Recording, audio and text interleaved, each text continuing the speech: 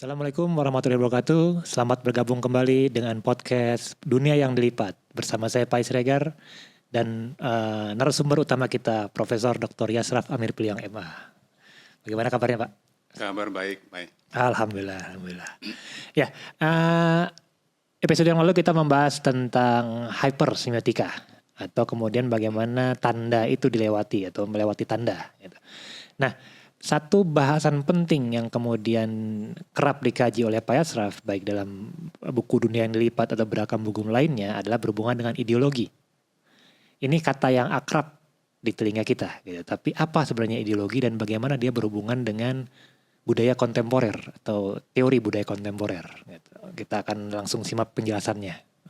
Kira-kira apa itu ideologi, Pak? Ya, saya rasa kalau kita mendengar kata ideologi, nyaris ya hampir seluruh orang tuh mengkaitkan dengan politik gitu ya. Jadi ideologi itu ya partai, kemudian komunis, kapitalis dan sebagainya. Nah, itu sih memang benar ya. Itu semua kita bicara tentang ideologi. Tetapi kalau ideologi itu dipakai di dalam konteks semiotika yang hari ini kita bicarakan, nah sebetulnya pengertian ideologi itu jauh lebih luas daripada dikaitkan dengan partai. Ideologi itu adalah ideologi dalam pengertian ilmu atau fenomena. Kalau sebagai ilmu, dia ilmu tentang gagasan. Jadi ideologi itu adalah ilmu tentang gagasan atau ilmu tentang ide gitu ya. Nah, segala sesuatu yang ada gagasan di baliknya itu bisa dikaji melalui ideologi, melalui kajian ideologi. Kita ambil contoh misalnya, di depan kita ini ada gambar, sebuah gambar, kita lihat di situ ya, ada seorang perempuan, kalau dilihat dari pakaiannya, kita bisa melihat perempuan ini berasal dari kelas mana. Iya. Naik semacam perahu di situ, duduk dengan gesturnya seperti itu. Kemudian di latar belakang ada sebuah kapal pesiar.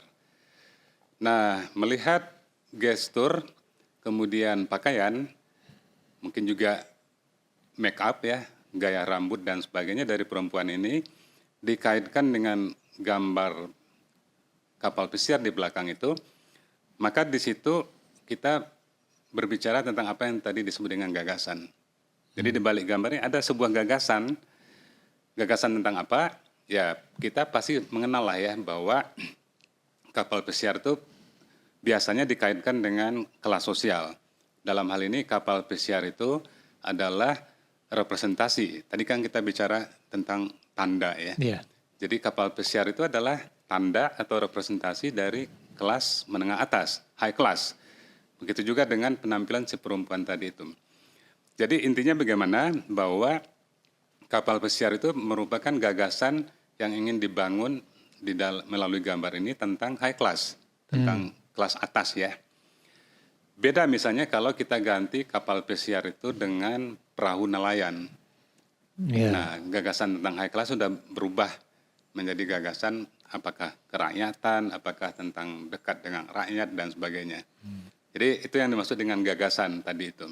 Di balik sebuah, tidak hanya gambar tentunya ya, gagasan itu bisa berasal dari sebuah kata, sebuah ucapan, dari gestur, dari bangunan, dari interior, dari manapun lah. Selama di baliknya itu ada gagasan, maka kita bisa kaji, bisa kita bahas ya, melalui pendekatan ideologi tadi. So mungkin sebuah konsep begitu Pak ya?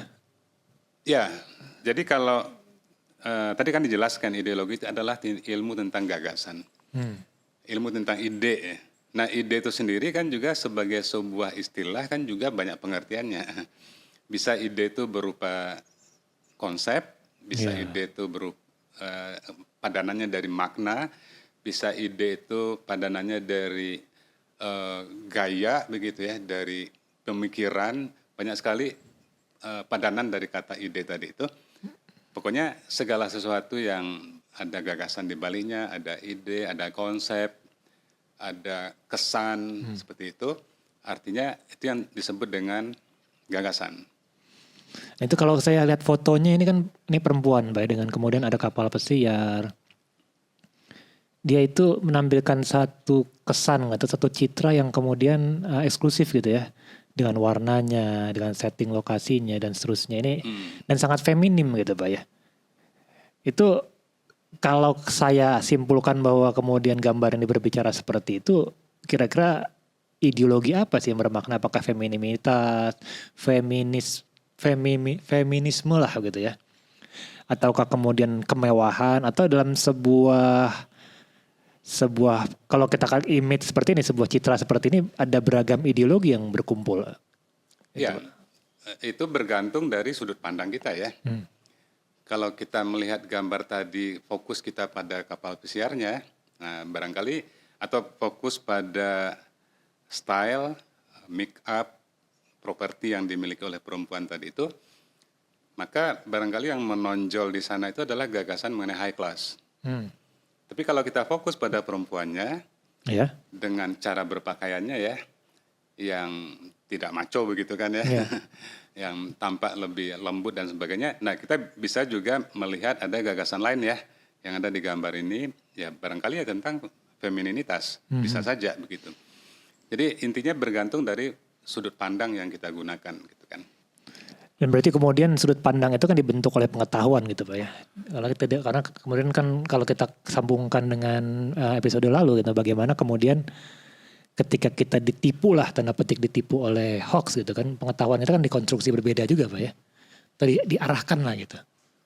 Ya, jadi gagasan itu ya, dan bagaimana kita menyepakati sebuah gagasan tentunya sangat ditentukan juga oleh kesepakatan gitu. Kita sepakat tentang sesuatu ya. Iya.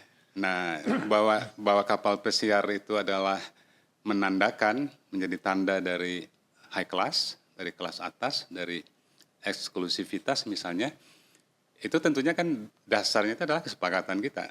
Iya. Kesepakatan secara sosial. Nah, intinya itu adalah sama dengan teori tanda yang sudah kita bicarakan sebelumnya ya. Ideologi kan bagian dari teori tanda itu, bagian dari teori semiotika. Apa yang bekerja pada tanda, bekerja pada ideologi. Bahwa tanda itu dipahami bersama karena kesepakatan, ya ideologi juga sama. Gagasan itu disepakati bersama karena kesepakatan. Kita sepakat ya, bahwa kapal pesiar itu artinya high class. Yang dimaksud yang kesepakatan itu kan bukan kesepakatan tertulis, bisa saja dia implisit, tidak tertulis, tapi orang sama-sama paham bahwa ini menunjukkan tanda-tanda dari high class seperti itu. Nah, kalau kita misalnya lihat juga contoh yang ada sekarang ini ya, bahwa gagasan itu tidak hanya dari gambar, tidak hanya dari benda seperti kapal pesiar itu, tidak hanya dari pakaian, tidak hanya dari dandanan dan sebagainya ya. Bisa gagasan itu dari tipografi. Jadi misalnya tipografi yang ada di gambar di depan ini ya, sebelah kiri kan ada tipografi dari sebuah iklan film Rambo. Iya. Di sebelah kanan iklan film Cinderella. Di sini kita melihat perbedaan tipografi. Di samping juga ada perbedaan warna ya. Jadi dua hal ini yang memberikan gagasan yang berbeda ini. Iya. Dua iklan film ini, satu adalah tipografi, satu adalah yang lainnya adalah warna. Nah, kalau kita lihat yang sebelah kiri ya, film Rambo, kita lihat warnanya mengingatkan kita tentang ini ya, tentang kebiasaan kita menonton film-film yang action ya, film-film perang, kekerasan dan sebagainya, violent gitu kan. Itu ditunjukkan oleh warnanya, tapi juga oleh tipografinya. Kita lihat di sini tulisan Rambo-nya itu kan hurufnya itu sangat berat ya, besar, berat, tebal begitu, sehingga ada kesannya itu adalah heavy kalau tegas gitu ya. Tegas, berat. Nah, itu mendukung ini ya, gagasan tentang kekerasan tadi. Satu yang keras kan ya. Hurufnya juga kotak-kotak begitu ya, bukan tajam sih, kotak lah, persegi sudutnya begitu. sudutnya tajam-tajam Tajam, begitu ya. Nah sementara kalau kita lihat iklan film Cinderella ya, tipografinya itu sangat lembut, kemudian juga elegan begitu ya, warnanya juga pink, lembut lah, sangat feminin lah, kurang lebih begitu tipografinya ini ya. Iya, iya. Warnanya juga sama ya, warnanya juga warna yang sangat sangat feminin gitu, apa biru muda, pink dan sebagainya ya. Kita tidak bisa bayangkan ya, bagaimana kalau iklan film Rambo itu tipografinya seperti tipografi huruf Cinderella itu. Iya. Hilanglah gagasan tentang film yang keras tadi ya. Saya itu kalau lihat Rambo itu lihat sosok belakang cocok gitu, Pak. Cocok ya. Ya, keras gitu. Kalau ketemu jalannya agak kabur. Itu kalau ya memang tidak terbayangkan gitu Rambo itu dipindahkan ke Cinderella gitu secara font ya. Tidak terbayang iya, ya. Iya. Jadi artinya tipografi itu ada gagasan di baliknya ya. Iya. Misalnya kita bisa juga bikin ini ya, pengumuman awas anjing galak gitu kan. Iya. Awas anjing galak. Coba kalau pakai tipografinya seperti tipografi Cinderella itu. Iya. Barangkali orang tidak akan takut dengan peringatan itu gitu kan. Iya, penasaran mungkin Pak. Malah penasaran barangkali ya. Nah itu artinya apa? Tipografi itu juga ada gagasan di balik gagasan tentang tadi dia, tentang kekerasan, tentang kelembutan dan seterusnya. Jadi kemudian bahkan dari tipografi sendiri ada ideologinya gitu ya, ideologi yang maskulinitas. Kalau kita Rambo kan maskulin sekali kan secara citra kan gitu kan. Dan Cinderella kan sangat elegan lah, feminim gitu secara citra ya gitu Pak ya. Ya artinya tadi itu ya, gambar, foto ya, kemudian huruf, tipografi, barangkali juga gestur gitu ya. Itu semuanya itu ada gagasan di baliknya. Nah gagasan yang tadi kalau kita kembali ke gambar yang tadi itu, pada iklan film Rambo tadi itu ada gagasan tentang pertarungan ya. Iya. Ada gagasan tentang sesuatu yang keras, bersaing keras begitu ya. Dan itu direpresentasikan melalui tipografinya, melalui warnanya. Tentunya juga melalui objek-objek yang ada di belakang ya, tank, kemudian pesawat tempur dan sebagainya ya. Itu magazin ya, senapang mesin itu, senjata mesin itu. Nah itu semua menjadi satu kesatuan sebagai gagasan ya, dengan tipografi tadi. Cinderella juga sama gitu. Nah, jadi gini, yang saya tangkap kemudian bahwa apa sesuatu yang sifatnya visual lah kalau kita ngomongin tadi itu kan dia berarti tidak polos gitu Pak ya. Kan seringnya kan orang melihat sesuatu itu gambarnya seperti taken for granted gitu. Jadi kalau sesuatu yang sifatnya maskulin ya begini, harus begini gitu. Sesuatu yang sifatnya feminim harus begini. Sesuatu yang sifatnya keluarga itu harus begini, kemewahan harus begini. Nah, ketika kita bertanya, kenapa misalkan yang maskulin itu harus begini? Kadang-kadang nggak bisa jawab karena sudah begitu. Nah, kan gitu jadi bentok lah gitu. Jadi di belakangnya tidak tergali. Nah, itu berarti kerja ideologi seperti itu Pak ya. Jadi memang kerja ideologi itu kan, ideologi tadi kan ilmu tentang gagasan ya. Betul. Apakah dia gagasan politik, apakah dia gagasan sebuah produk, gagasan sebuah kelas sosial, bisa seperti itu. Nah, fungsi ideologi itu justru menaturalisasikan sebuah gagasan ya.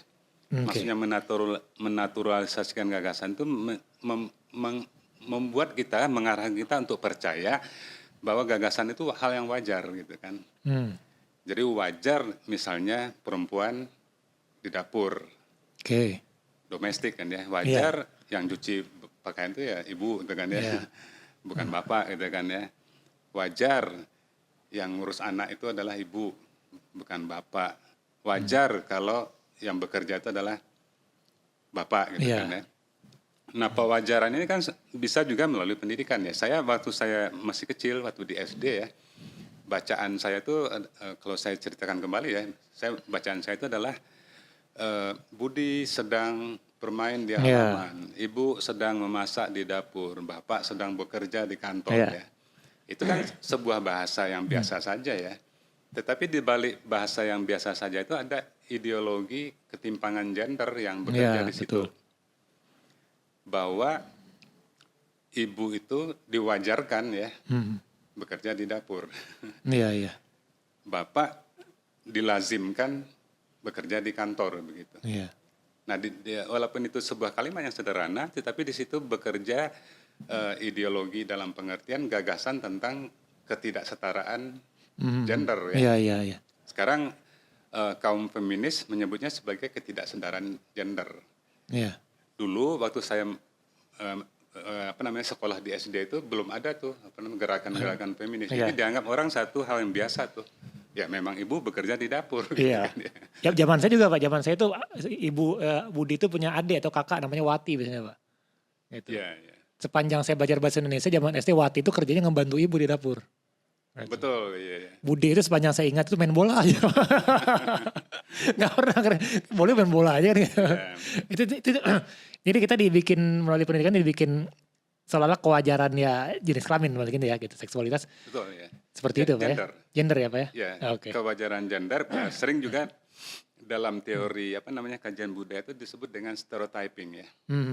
Membuat stereotype, ya stereotype itu macam-macam, stereotype ibu, stereotype bapak, stereotype anak perempuan, stereotype anak laki-laki. Iya.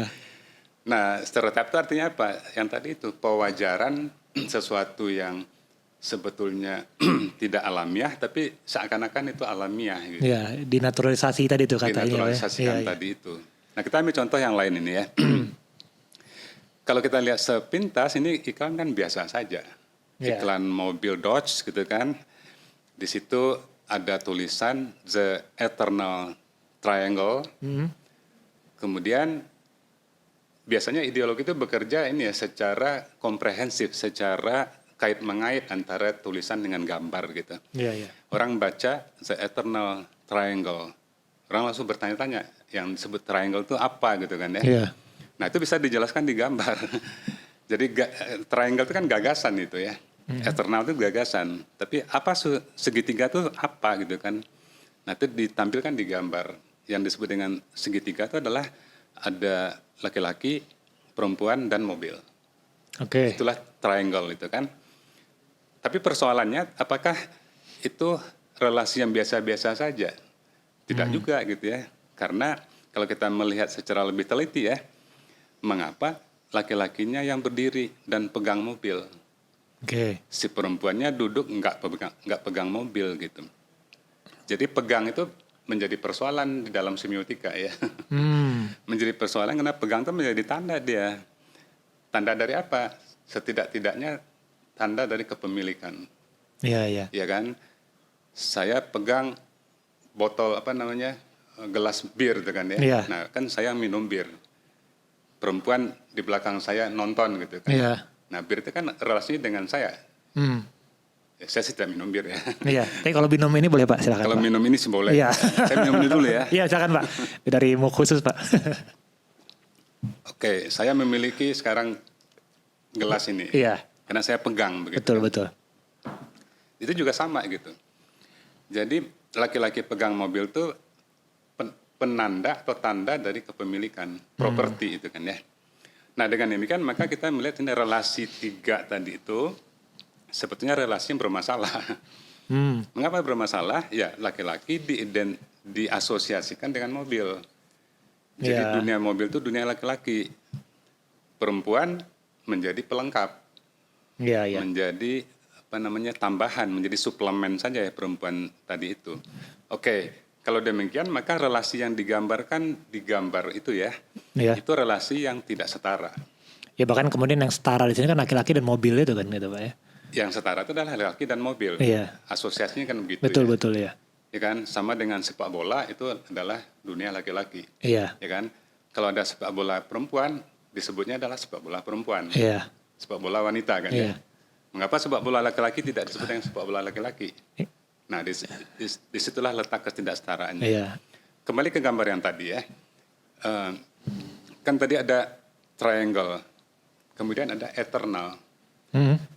Triangle itu kan hubungan tidak simetris. Hubungan tidak setara tuh antara mobil, perempuan, laki-laki tidak setara. Jadi triangle itu tidak setara. Iya, karena ada yang di atas dan selalu ada yang itu kan. Iya, tetapi ditambah dengan kata eternal, abadi ya. ketidaksetaraan tapi abadi begitu. Iya. Nah, di sini bekerjanya ideologi tadi itu mewajarkan hal yang sebetulnya tidak wajar. Iya. Itu kalau konteksnya seperti itu, kira-kira siapa yang berkepentingan, Pak? Atau apa sih? Kenapa sih harus dikonstruksi lah gitu seperti itu? Ya, tentunya gagasan itu kepentingan banyak orang ya. Kalau saya pengusaha ya, saya sebagai pengusaha berkepentingan terhadap gagasan ya. Iya. Kalau saya artis juga sama, saya penulis juga sama. Semua orang tuh berkepentingan dengan gagasan.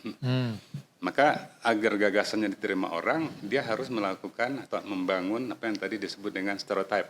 Iya. Orang harus melakukan stereotyping. Ini kan contoh dari stereotyping itu ya. Iklan film Twilight kan ya. Twilight itu kan di sini digambarkan laki-laki dengan perempuan, relasi itu kan juga sama dengan yang tadi. Iya. Tidak setara begitu. Nah, siapa yang berkepentingan? Ya mungkin ini kepentingan bisnis barangkali. Tentunya adalah gagasan dari orang yang bikin film ini ya. Iya. Yang menaturalisasikan gagasan seperti itu. Gitu. Tapi kan bisa aja ada film lain yang tidak begini, karena mempunyai ideologi yang berbeda. Jadi intinya itu adalah ideologi itu memang bukan sesuatu yang tetap ya. Bisa aja dia tuh dilanggar, bisa aja dia orang melawan gitu kan, melawan gagasan tadi itu. Nah makanya muncullah gagasan tentang feminisme misalnya kalau itu terkait dengan gender. Misalnya lagi ya, kalau kita bicara tentang kelas-kelas dalam masyarakat misalnya. Iya. Nah, kalau kita lihat gambar ini kan terlihat di situ tanda-tanda dari kelas kan ya. Iya. Ada mobil mewah, ada home theater, ada kolam renang, rumah yang ada kolam renangnya, ruang tamunya, furniturnya mewah begitu. Nah, semuanya itu merupakan penanda dari gagasan tentang high class. Iya. Jadi di balik gambar itu ada gagasan tentang apa? Ya, gagasan high class gitu kan. Nah, kalau kemudian berarti kita perlu kecerdasan kan Pak ya. Dalam arti kata kemarin karena kemudian dikonstruksi untuk tampil sebagaimana ideologi si pembuat gambar itu gitu kan ya. Berarti si penerima gambar atau si yang lihatnya itu kan perlu berpikir maksudnya kan ya gitu ya Pak ya. Sehingga kemudian makna yang ada tidak hanya di gambar tapi di balik gambar itu bisa ketahuan, bisa terbaca lah gitu. Iya, yang namanya gagasan kan ini ya, seseorang menjual gagasan. Sebuah perusahaan menjual gagasan melalui iklan. Partai politik menjual gagasan melalui komunikasi politik, iklan politik. Jadi semua orang itu kan menawarkan gagasan kan mestilah melalui tanda-tanda ya. Iya. Nah persoalannya apakah gagasan itu menjelaskan kenyataan yang sebenarnya?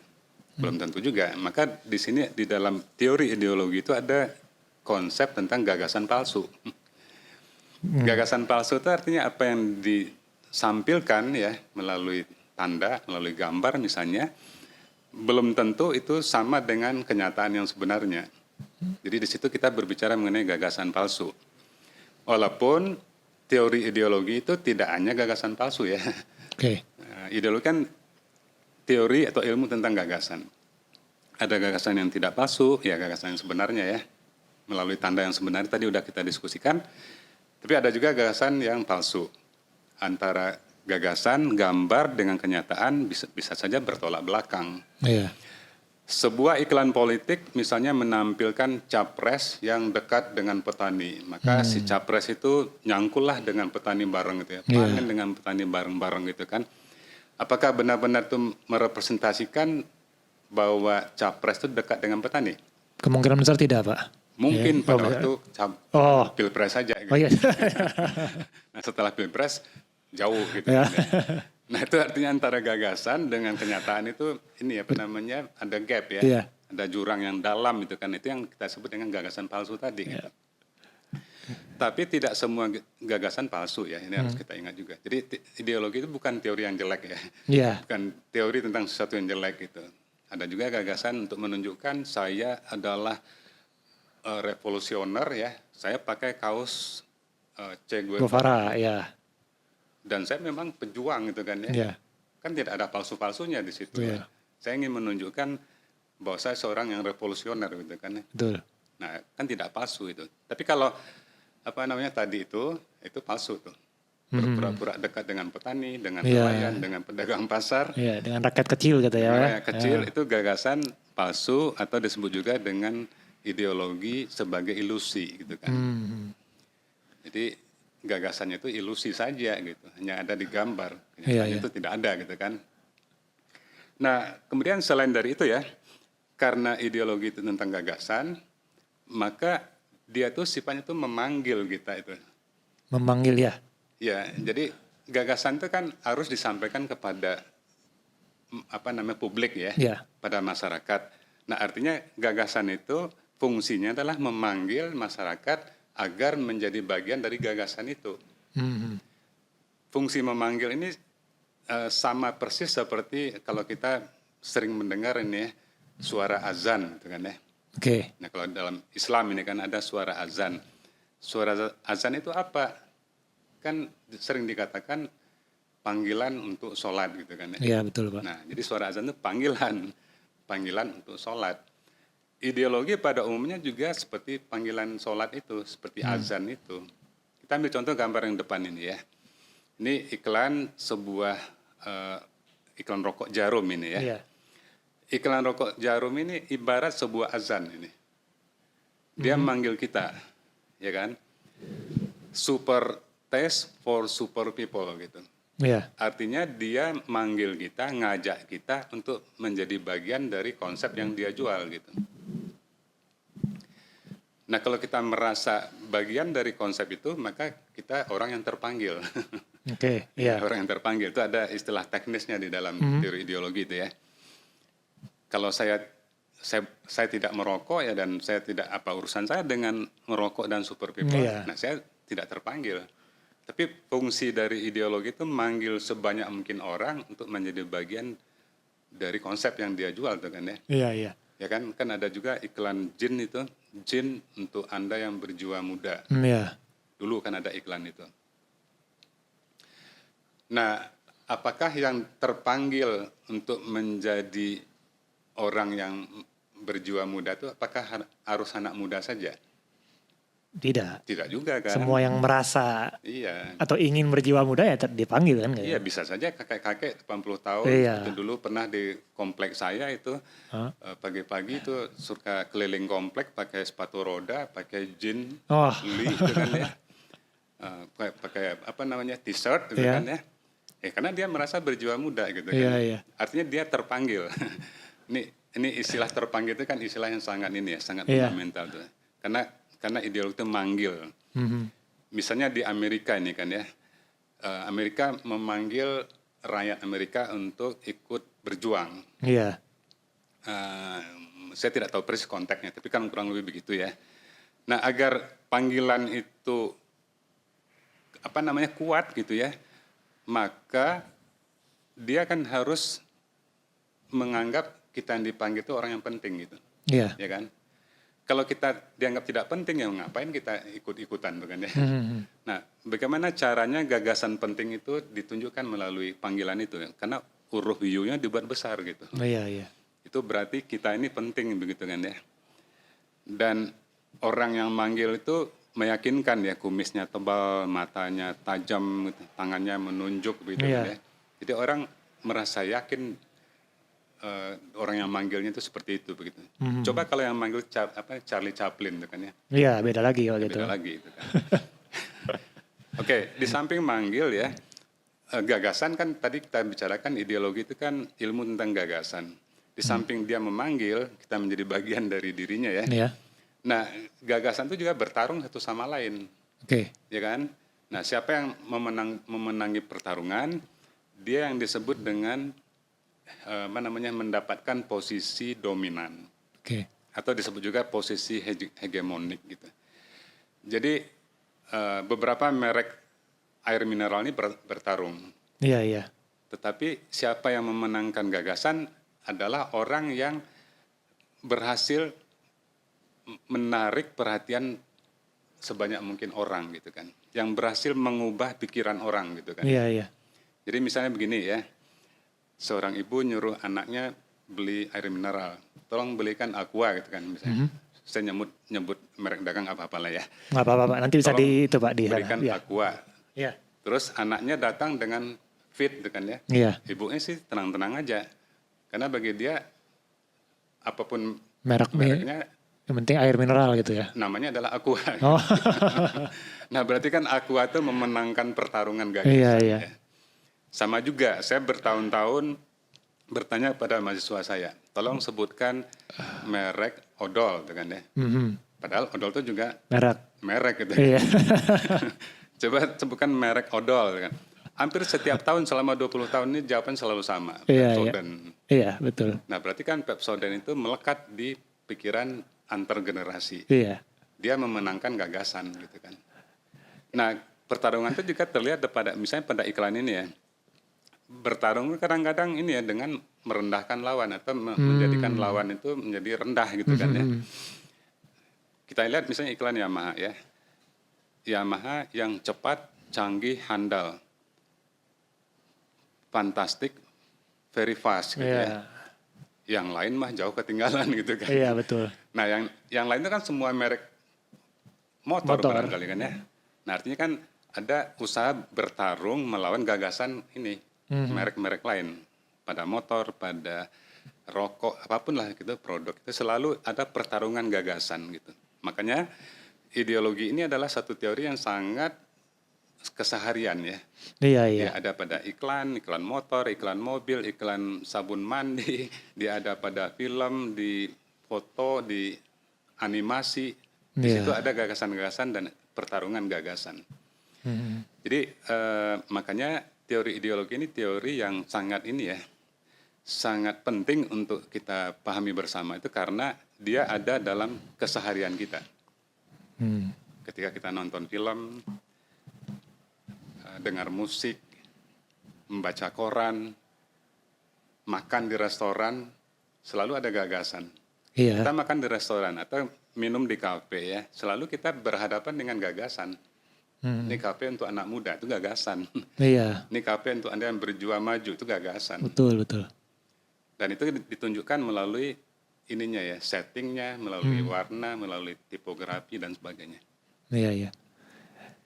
Nah, kemudian teori itu bisa dibaca di mana Pak? Selain di buku Bapak yang semiotika dan hypersemiotika ini Pak. Gitu. Apakah ada buku lain yang bisa di pembaca yang ingin mengetahui lebih lanjut untuk membacanya Pak? Ya memang di buku semiotika dan hipersemiotika itu ada bagian tertentu yang bicara mengenai ideologi ya. Ideologi sebagai bagian dari semiotika ya. Dan secara khusus ya di buku saya bersama Jajan Jailani ini teori budaya kontemporer, kami ini ada satu bab khusus tentang ideologi di sini. Jadi berbicara tentang konsep ideologi, tentang penggunaannya, tentang aspeknya dan beberapa contoh penggunaannya di dalam berbagai media. Jadi silakan nanti kalau ada yang tertarik, ada di sini satu bab khusus di samping yang tadi udah dijelaskan di sini sebagai bagian dari teori tanda. Oke. Nih, saya yakin masih banyak sebenarnya yang ingin. Saya sendiri masih banyak bertanya itu Pak. Cuman kemudian seperti biasa kita tidak batasi waktu. Jadi kemudian silakan kalau teman-teman di rumah tertarik untuk membaca lebih lanjut dengan ideologi, ada di buku Teori Budaya Kontemporer dan Semiotika dan Hypersemiotik. Dua-duanya diterbitkan oleh Cantrik. Lihat lagi. Oh ya, Cantrik Pustaka. Seperti biasa ada Facebook, ada Twitter atau X, dan ada Instagramnya Cantrik Pustaka. Dan mereka juga punya website di cantrikpustaka.com. Jadi terima kasih banyak rekan-rekan sekalian. Salam hangat. Dan salam semoga sehat dan selalu berbahagia. Saya Pak Siregar. Kita berjumpa lagi di episode selanjutnya. Assalamualaikum warahmatullahi wabarakatuh.